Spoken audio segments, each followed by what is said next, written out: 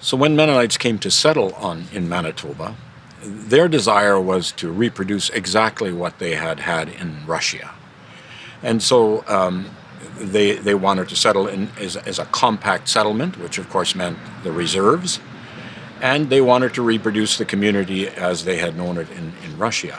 And so they wanted to settle in villages, with a street and the house barns opposite each other.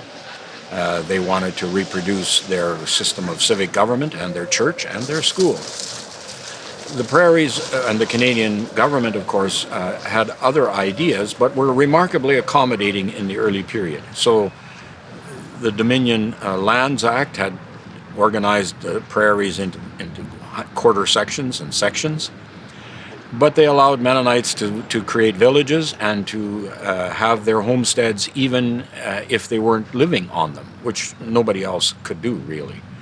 So they settled in villages, and even if legally they settled on somebody else's land, actually, from a point of legal ownership.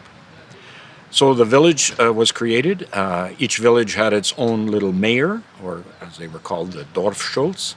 And the mayors together created the Gebietsamt, which was like a municipality, except totally under Mennonite control.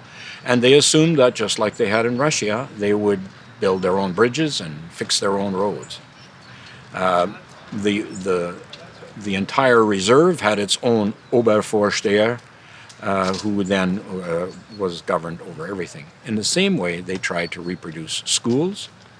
The privilegium had given them the right to have education in the manner of their choosing, and so they created German language schools and their own civic government, and really tried to reproduce exactly what they had experienced in Russia. How long is that?